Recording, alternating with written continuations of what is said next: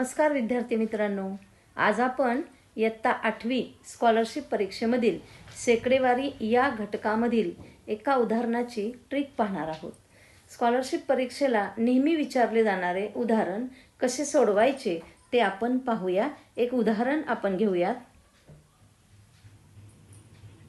एका पुस्तकाची किंमत -20 ने कमी झाल्याने त्या पुस्तकाचा खप -20 ने वाढला तर उत्पन्नात कितीचा फरक पडेल।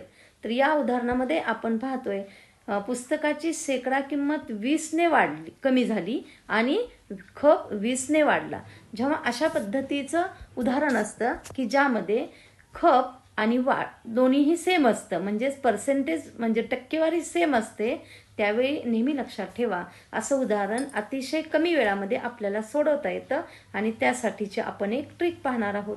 तर या ठिकाणी काय करायचं असतं, नेहमी आपल्या उदाहरणामध्ये जे आपल्याला टक्के दिलेले आहेत या टक्केचा वर्ग करायचा आणि त्याला 100 ने भागायचं। टक्के किती दिलेले आहेत आपल्याला? 20%, म्हणून आपण 20 चा वर्ग करूयात आणि त्याला 100 ने भागूया। 20 चा वर्ग किती आला? 400 भागिले 100 बरोबर उत्तर आलं आपलं 4%। आता या ठिकाणी नेहमी विद्यार्थी मित्रांनो लक्षात ठेवा, जेव्हा घट आणि वाढ दोन्हीही सेम असतं म्हणजे सारखं असतं तेव्हा नेहमी घटच होत असते, म्हणजे उत्पन्नात कधीही वाढ होत नाही आणि म्हणून आपलं उत्तर असेल आपल्या उत्पन्नामध्ये 4% काय झालेले आहे? घट झालेली आहे। आता आपण याच पद्धतीचं अजून एक उदाहरण पाहूयात। पुस्तकाच्या किमतीत 25% घट झाल्याने त्याचा खप 25% ने वाढला तर उत्पन्नात किती फरक पडेल।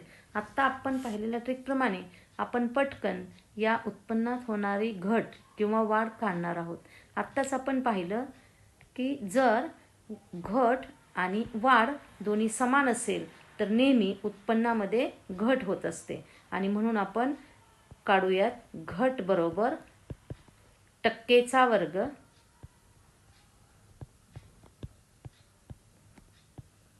छेद 100। टक्के आहेत 25 म्हणून 25 चा वर्ग छेद 100।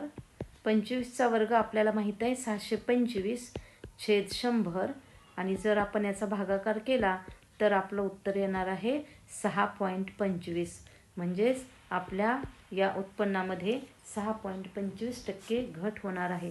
अशा पद्धतीनं अगदी चुटकीसरशी काही सेकंदामध्ये आपण अशा प्रकारचे उदाहरणाचे उत्तर काढू शकतो।